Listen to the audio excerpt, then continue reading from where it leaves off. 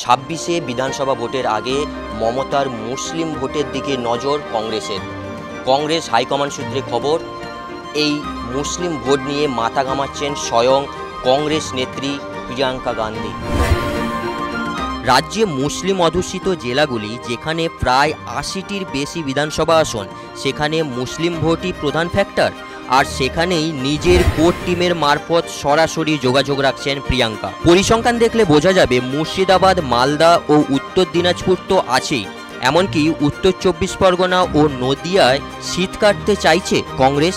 আর সেই পরিকল্পনা নিয়েই কি যোগাযোগ বাড়াচ্ছেন প্রিয়াঙ্কা গান্ধী?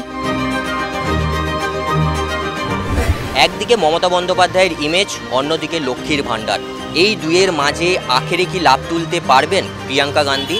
প্রশ্ন দলের অন্দরে। এবং এখনও পর্যন্ত ২৬-এর বিধানসভার ভোটের রণকৌশল কী হবে, কোন ফর্মুলায় হাঁটবে কংগ্রেস, এখনও পর্যন্ত দলের তরফ থেকে স্পষ্ট করে কোনো বার্তা দেওয়া হয়নি।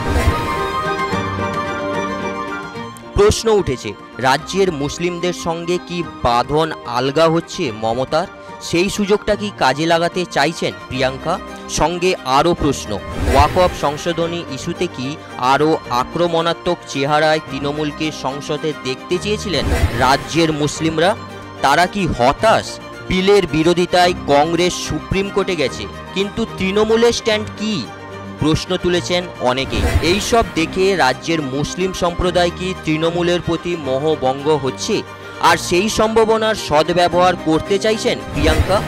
কিন্তু সূত্রের খবর, বেশ কয়েকজন তৃণমূল সংখ্যালঘু নেতাদের সঙ্গে যোগাযোগ রাখছেন প্রিয়াঙ্কা গান্ধী।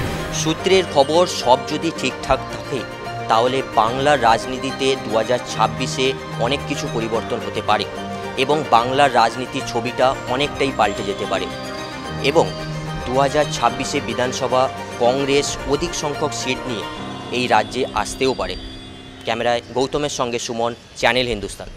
বিভিন্ন বিষয়ে ভিডিও পেতে চ্যানেল হিন্দুস্তানের ইউটিউব চ্যানেল সাবস্ক্রাইব করুন www.youtube.com/channelhindustan।